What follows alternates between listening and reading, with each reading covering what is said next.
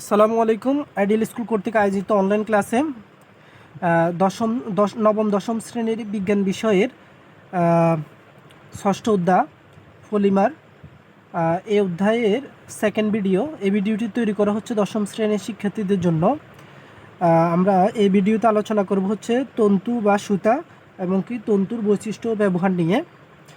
প্রথমত হচ্ছে প্রিয় শিক্ষার্থীরা, তোমরা জানো 5টি মৌলিক চাহিদার মধ্যে অন্যতম হলো বস্ত্র বা কাপড়।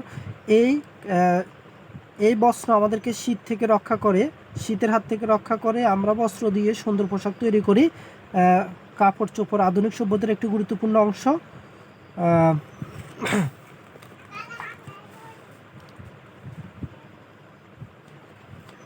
এরপর হচ্ছে এই এই তন্তু বা এই সুতা তৈরি হয় তন্তু থেকে। তন্তু ক্ষুদ্র আঁশ দিয়ে তৈরি। তন্তু বলতে আমরা আঁশ জাতীয় পদার্থকে বুঝি, তবে বস্ত্রশিল্পে তন্তু বলতে বুনন এবং বয়নের কাজে ব্যবহৃত আঁশসমূহকে বোঝায়। তন্তু দিয়ে সুতা আর কাপড় ছাড়াও কার্পেট, ফিল্টার, তড়িৎ নিরোধক দ্রব্য ইত্যাদি বিভিন্ন রকম পদার্থ তৈরি করা হয়। আমাদের অতি প্রয়োজনীয় তন্তুর উৎস অনুযায়ী দুই রকম হয়।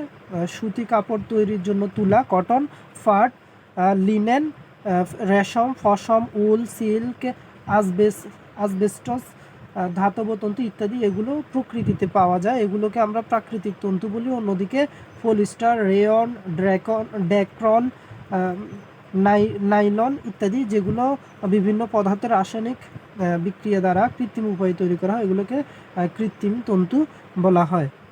প্রাকৃতিক তন্তুগুলোর মধ্যে আবার তুলা, পাট ইত্যাদি পাওয়া যায় যেগুলো উদ্ভিদ থেকে, তাই এদেরকে উদ্ভিদ তন্তু বলে। অন্যদিকে রেশম, পশম এগুলো পাওয়া যায় প্রাণী থেকে, এগুলোকে প্রাণীজ তন্তু বলে। আবার ধাতব তন্তু থেকে পাওয়া যায় প্রাকৃতিক খনিতে, তাই এদেরকে খনিজ তন্তু বলে। অন্যদিকে কৃত্রিম তন্তু আবার দুই রকমের, সেলুলোজিক তন্তু, নন সেলুলোজিক তন্তু। তোমরা জানো যে সেলুলোজ হলো এক ধরনের সূক্ষ্ম আঁশযুক্ত পদার্থ যা দিয়ে উদ্ভিদ এবং প্রাণী কোষ তৈরি হয়, যেমন রেয়ন, তারপর এসিস্টেড রেয়ন, বিসকোস রেয়ন, কিউপ্রা, অ্যামোনিয়াম রেয়ন। এগুলো সেলুলোজকে নানাভাবে প্রক্রিয়াজাত করে তৈরি করা হয়, এদেরকে সেলুলোজিক তন্তু বলে। যেসব কৃত্রিম তন্তু সেলুলোজ থেকে তৈরি না করে অন্য পদার্থের মধ্যে রাসায়নিক বিক্রিয়া ঘটিয়ে তৈরি করা হয় তারাই হলো নন সেলুলোজিক তন্তু। নাইলন, পলিস্টার, পলিপ্রোপিলিন, ড্যাক্রন এগুলো হলো নন সেলুলোজিক কৃত্রিম তন্তু। তাহলে প্রিয় শিক্ষার্থীরা, প্রথম প্রশ্ন হচ্ছে তন্তু কাকে বলে। তারপর হচ্ছে তন্তুর প্রকারভেদ আলোচনা করে। এখানে বিভিন্নভাবে লেখা আছে যে অতি প্রয়োজনীয়তা হিসেবে তন্তুকে ভাগ করা হয়েছে, তারপর উৎস হিসেবে ভাগ করা হয়েছে ইত্যাদি ইত্যাদি। তো তাহলে তোমাদের প্রথম প্রশ্ন হচ্ছে তন্তু কি বা কাকে বলে। দ্বিতীয় প্রশ্ন হচ্ছে তন্তুর শ্রেণীবিভাগ, তন্তুর শ্রেণীবিভাগ বর্ণনা করো। এরপর হচ্ছে তন্তুর বৈশিষ্ট্য ব্যবহার।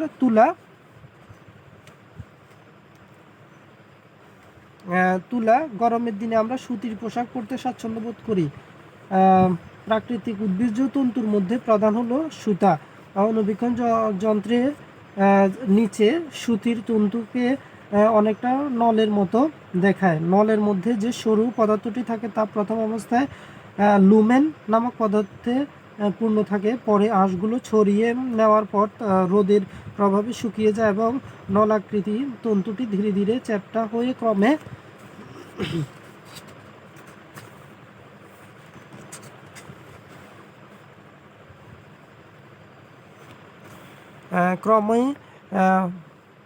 মোচড়ানো ফিতার মতো রূপ ধারণ করে।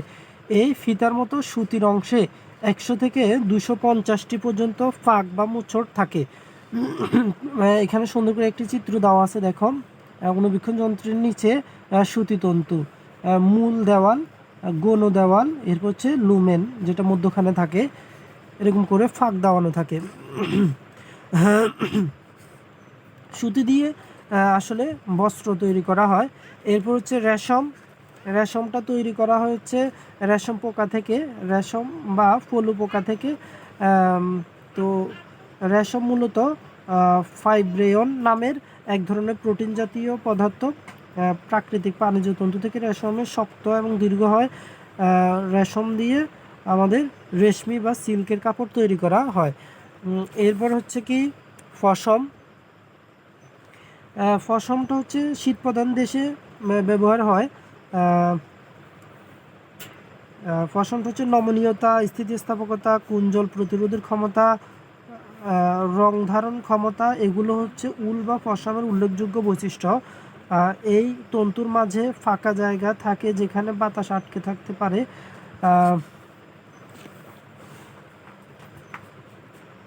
এই পশমটা পাওয়া যায় হচ্ছে, পশম একটি অতি প্রাচীন তন্তু।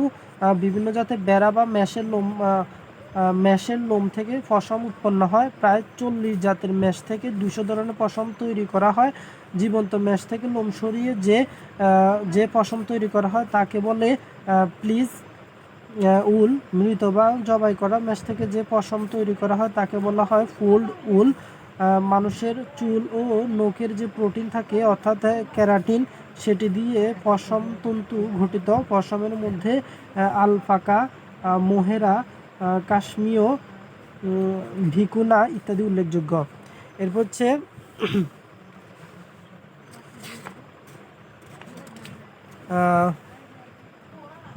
এরপর হচ্ছে